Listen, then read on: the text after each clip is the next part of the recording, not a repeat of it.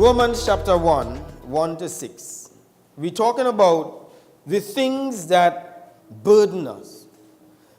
This is the last Sunday that we'll be dealing with this topic because I think next week we enter the new theme. When the going gets rough, the tough gets going. And I want to speak today on the subject, when the going gets rough, the tough need to surround themselves with the right people. You see, because sometimes some of our struggles are unnecessary in life because we are struggling because we have not surrounded ourselves with the right people that are appropriate for us during our struggles. The book of Ruth is a wonderful story, and which most likely is going to be the book that we'll be studying for the month of May. Ruth, it really starts off with a man who they are living in Bethlehem, and famine comes over the land, driving all of them out, himself and his family of 4, into Moab. Now, I want you to understand that there are some times that we go through some things in life that circumstances cause our lives to change. It's not a straightforward life that we live. Some of the situations that we encounter in life are not of our own doing. Circumstances. Life that just throws us at some stuff, some people, some economic situations. If your country goes into a downfall, you could lose your job. It wasn't your plan to lose your job. You didn't do anything to lose your job, but that's just how it happens. So therefore, they had a famine, and now they are moving to Moab. Because the father taking responsibilities for his family, saying, with this kind of thing here, it's going to be hard to feed my family in Bethlehem. So we're going to go to Moab. Because things might be better there. You know, people leave one country, go to the next, hoping that things better. We're not happy with where we are, and we relocate. We plant ourselves, and we go somewhere else. And they're going to Moab. They're in Moab now, and the father dies. So she is now a widow, having left Moab. I think they were there for about 10 years. The father dies, she's now a widow. As you know, in those days, whenever you die, there is a whole sequence of events that are going to take place as far as property and if you'll die in debt and so on. So there, she's now encountering probably the hardest part of her life. When she left the Bethlehem, as far as she was concerned, she still left full. Because this is what she said, I left full, and now I'm returning empty. How could she leave full when she left her famine? Because she had a family. You understand? I have my husband, I have my sons. And they are all males, by the way. So which talks about security. As a woman, I'm secure. I have my man, and I have 2 boys. So I left full even though there's famine. I want you to understand, you could go after money as much as you want, big jobs and wealth and status and so on. If you don't have a stable family, you are empty. You don't have a good life. Don't praise yourself because of the expensive car that you own. Don't rate yourself because of the area that you live. Once you don't have a stable family, you are empty. Families bring security, stability. That's why we should spend a lot of time making sure we take care of our families and the unity of the home and the serenity of the walls that we go to after a hard day. So they've lost. So she said, I left full. So she's now here, and her husband dies. So famine 1, husband death. That's rough times. And then 2 sons. Both names, ironically, mean feeble, weak, sickly. And they die. I was telling my family, and I want to share with you, don't ever name your children without trying to find out the meaning of the names. We just like names. It's not surprising that they fulfill their names. They died young. When you read the Bible, people name their children based upon what they wanted them to become. We just pull names and join names and so on. Yeah, this is a nice name and one is and so on. But I feel, and this is my personal view, don't think that it is a doctrine that I'm saying here. This is only my personal view. let's start selecting names and teach children their own names so that they'll grow up and try to fulfill their names. But their names meant feeble and sickly, and so they died. Famine, widowed, and now childless. All in 10 years. That's a hard time. It's a hard life to live. So she got in frustration and she said to her, during that time, her two sons married two ladies from Moab. So she has two daughters-in-law. So now all she has is daughter-in-laws. And she told the daughter-in-laws, I'm going back to Bethlehem. This thing is too much for me. I can't handle this. I'm going back home. And they cried with her. And they said, we're coming with you. Because our husbands are dead. We're coming with you. We're going back to where you're going. And she said, no, I can't even make another child for you. At my age, even if I make a child now, by the time the child old enough, you dead and gone. So she said, no, don't do that. The two daughters-in-law, one named Orpah, as some people pronounce it, and one named Ruth, which the book is named after. So when she told both of them, don't bother with me, you all go and find people who will go to live the way how you live in Moab and serve the gods that you serve. I'm going back home. Orpah decided, okay, ma'am, catch you later. Bye-bye. But Ruth said, no, I'm not going to allow you to go. I'm staying with you. There are three people will come into your life. Three people with three different reasons. And I want you to remember these reasons. People come into your life for a reason, a season, and for a lifetime. Those three things. Don't get the people in your life mixed up as to the reason, season, or lifetime as to how they fit into it. Because during the rough time, you will need to select them to be able to bail you out of a difficult situation. So we have here, a reason is this. A reason is an event, a one-off time that this is what this person is here for in my life. And they don't really have any purpose again after that. Brother Bola, you in construction? They are like scaffolding. While you're building the house, the scaffolding is good. After the house is built, you don't need that. You should not have scaffolding around your nice, beautiful house after it is finished built. But is something wrong with the scaffolding? No, the reason has been accomplished. Whenever people have fulfilled their reason in your life, they are no good after that. And don't think because they are leaving your life that it is because things have broken down. Why must they leave me and so on. There are people I went to school with that I was glad to be in school with and so on. And we went our different ways. We grew up, who got married, who left the country and so on. And you tell yourself, well, I lose this friend and they're not even calling me. Their time is up. Don't be messed up over that. Some years ago. Don't take it personally. Some years ago, I was going to a high school here in Tobago. I was about 13 years old. A crusade came. Church of Christ. Never heard of them before. A young man taught me the gospel. And he was just not much older than I am. And he taught me the gospel, came home and so on. And I was so happy that somebody around my own age was able to teach me the Bible and let me understand it. And then the crusade ended, I was baptized and so on, they went back. Never saw the person again. Not too long ago, a couple of years ago, the person, I'm seeing them on Facebook.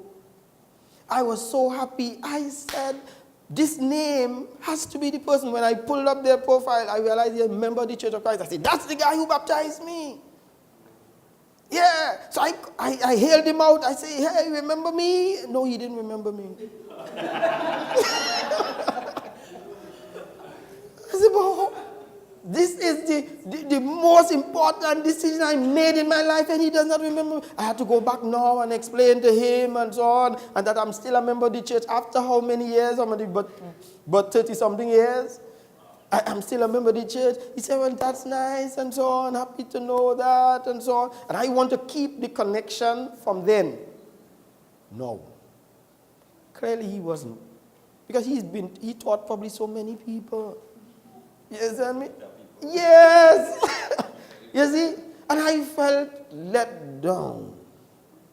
You see? Because he was in my life for a reason. That reason was over. He came into my life to convert me. That's why God allowed us to cross the path. I'm trying to hold on to what the reason has finished. And I'm upsetting myself. Are you all feeling me, people? Do you know of people who in your life that you are trying to hold on to still when their reason is over? Sometimes people, let me tell you, it is also possible for people to come into your life to hurt you. And you get so messed up over the hurt that they have brought to you.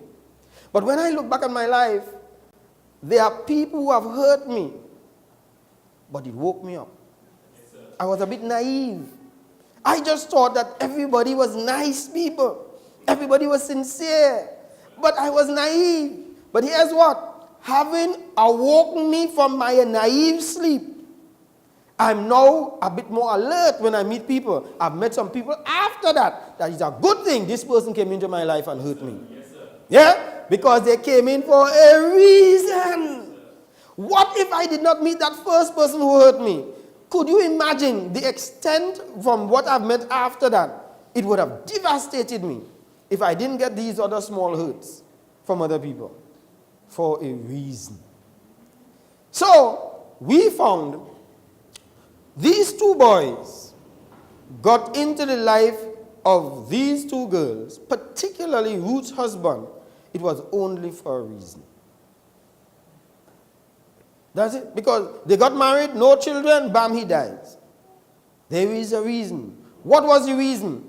So that she will marry somebody from Bethlehem so that the movement could start taking place from Moab back to Bethlehem. That was the reason. Because there is something very particular that God wanted to execute in this whole thing. But he needed to move Ruth from where she was. So he had to marry one of Naomi's sons.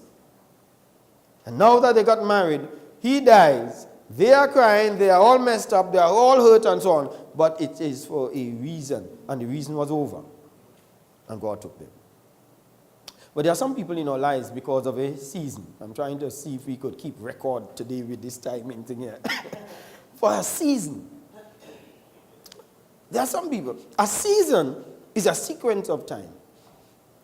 A number of things that take place in our lives over a period of time. It's not a one-off event, but it is for a certain period to cause us to be able to learn some things and change our lives over a period. And there are some people must stay in our lives longer than others.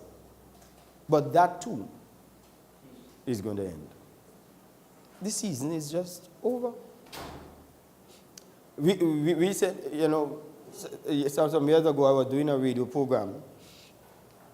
And in this radio program, the people suddenly stopped the radio program. Myself and another person, we co-hosted this program. And they were so upset and talk about how they just canceled the program just so, and they're leaving the station and so on. The season is over. But guess what? Not too long after, they started at a new station, a better station. I was on the first one with them, not paid. The second one, they asked me to come with her, and that second one, they'll pay me. That first season was done. She was mourning over it. Yeah? I know it's now going into a next phase. So we started this one, and we've been doing that for the last 5 or 6 years. And we were talking about having to do some training with the men and so on, but we didn't have days because we have worship on Tuesday, we have things on Thursday, we have things on so many days. 2 weeks ago, She called and said, I know on my way to the station for us to do the program, and they just stopped the program just so. They said they canceled the program. That's how the next Monday, I think it was, we had the men's meeting. Immediately I put it inside. And she said, you just need to call the station and tell them about this is not fair and so on. This season is over again. You understand? That period is over. It ran for 5 years. But now she's upset. But here's what. She will emerge again with someone at the next station. We're going to do it again, chances are, and they may pay us more money. You could never tell. Don't get upset with seasons. People are in your life for a season. That period of life that you're supposed to be inside of there to be able to learn something and transform your life. Now, all of us need to understand who are those people inside of our life for that season and for that reason. Remember those two, the reason and the season. And then thirdly, some people are in our lives for a lifetime. Yeah? For a lifetime. So Naomi, Boaz, which we did not tell you about in the front, Naomi having left Moab and returning to Bethlehem with her mother-in-law, the law says that anybody who is without child and a widow, the next male relative in line must now bear seed, must now marry you and bring up seed. And so Ruth is there, and she is looking for work, and they realize the person who owns the farm is a man called Boaz. We will say, coincidentally, Boaz, this rich, eligible bachelor, is related to Naomi's husband, who died, who is the right person now to marry Ruth. You understand how it is happening? This is a season that must now take place, that Boaz must come into her life for a season. So she went. The mother said, go and raise while he's sleeping, his cloth that is covering his feet. Go and lie at his feet and cover yourself with the cloth. What that did in those olden days was to say to somebody, could you marry me, please, and redeem the property of my parents? It is one of the signals. So he was asleep and woke up and met this lady sleeping at his feet. And he knew this is a request to marry to redeem, because the property would have to go now. If she marries Boaz or any man she marries, the property from the husband that died will now go to this first seed, the male seed of that new marriage, not to the man who marries. You all got me? I want to make sure that you all get it there. If a man dies, his relative must now marry that man's wife who survives him. The property for the dead man must go to the seed, because the property remains his, so it must go to his seed. So not the new husband. The new husband does not get it. Yeah? It must be the child that keeps it in the family, to keep the name of the man in the family. So Boaz is the relative. And so Boaz himself, when he recognized that, he says, this we could deal with in the morning, but here's the honesty of this man, the season of the man, the quality of the man.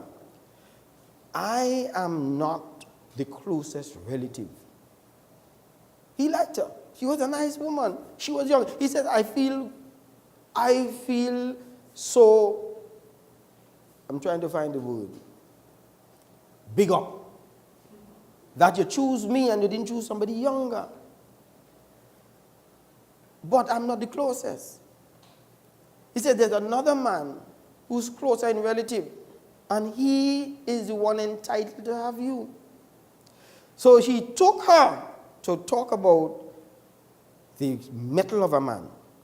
He took her to the relative and said, she is the widow of a relative of ours.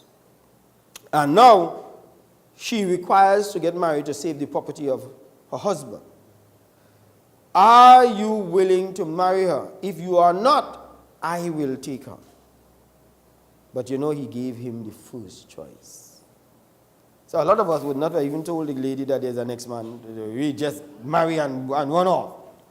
But the honesty of Boaz. And the man says, I will take her. Yeah, because there is property coming. He says, well, if you marry her, if you buy the property, it means therefore, because you was to purchase the property actually. And so if you purchase the property, you also have to marry her. But if you marry her, the property cannot go to you. Guess what the man said? He said, you didn't explain that part there. You didn't explain that part there to me. You know. I thought I get in property. But given that you say that I have to marry her, and now I have an extra expense and all of that, he said, I think I go in with that again. I changed my mind. So therefore, Boaz ended up with the woman. This guy, he was not the guy to marry. So Boaz went to the gate where they make decisions and so on, and say, I want everybody to witness this, that my relative has refused. I am going to buy the property, I'm going to marry the woman, and the property will pass down. They gave him the blessing and said, wonderful, you take it up, blessing. And they got married. It was for a season. But here's what. Boaz, coincidentally, when he and Ruth made a baby called Obed. Obed made a child called, Jesse. So it's Obed, Jesse, and Jesse made a king called David. Yes, sir. Now that's the lineage of Christ himself. Ruth had to leave Moab to come to Bethlehem in order to create the lineage for Jesus Christ. God knows what he's doing. And therefore, he had to come into her life for a season for it to happen during the rough times that she's going through. But finally, the people come into your life for a lifetime. And so a lifetime is, there are some people in your life that would always bring value to you. Naomi was that person for Ruth. Here's what Ruth told Naomi when Naomi said, I'm leaving Moab, I'm going back home because I've lost my husband, I've lost my 2 sons. It ain't making sense here. Ruth said this, I'm telling you, leave if you want, but where you go, I will go. Where you stay, I will stay. Your people will be my people. Your God will be my God. You see, where you die, they'll have to bury me too. This was a relationship for a lifetime. There are people that are valuable in your life. Never take them for people for a season. There are sometimes where we allow people to live our lives that should have been there much longer because we never recognize their value. And what happens why we mess our lives up is because we allow valued people to leave us. And we end up with people who are there for a season or just a reason. Your life is going to get fulfillment if you have people who are in your life for a lifetime. Marry people who have lifetime value. Get into relationships, even if it is not a love relationship, but get into relationship and friendship with people who have lifetime value. But know them. Know who they are. Don't get tied up with them and cause yourself to be with somebody who is in your life for a reason and think that they are lifetime. There are times that we get mixed up with who those people are.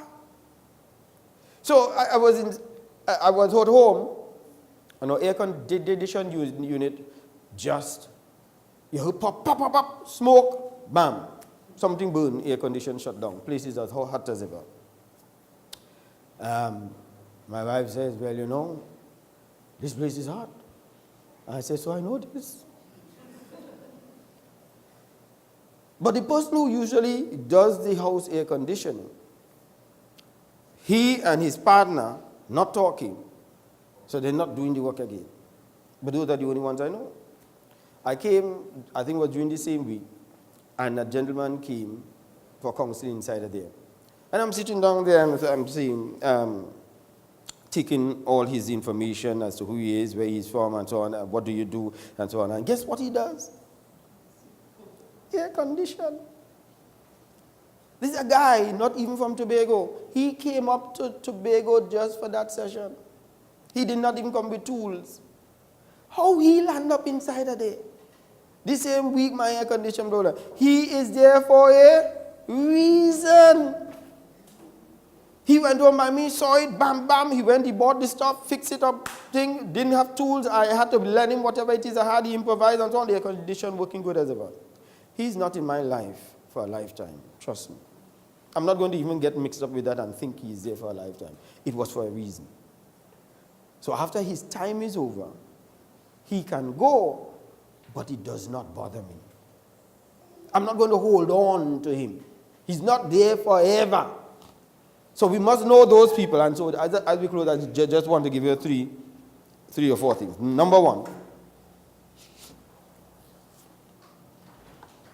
never keep someone longer in your life than they value in your life. Never keep someone in your life longer than their value in your life. After a while, some people are irrelevant. They were good while it lasted because it was for a reason, but they are no longer contributing anything to your life. Get rid of them. They will mess your life up. Number two, if people want to walk out of your life, it may be a clue that their season is over. If people want to walk out of your life, it may be a clue that their season is over. Try not to beg people to stay and love you and be with you and stay in your life and so on. Because sometimes it might be that their season is over and just let them go. You'll frustrate yourself. There are some jobs that the season for the job is over. If you stay there, you're not going to be helping the workforce. There are some people frustrating some offices that should have left long ago. But they're holding on to something there. The season has ended. Number three, cherish lifetime people. Never lose them. If you think of your life, you could think of some people that have been some very good value to your life, but you never appreciated them. And you might be a person who have been of value to somebody and they never saw it. They haven't woken up to the fact that I am a valuable person to you. And sometimes we miss that, they miss it.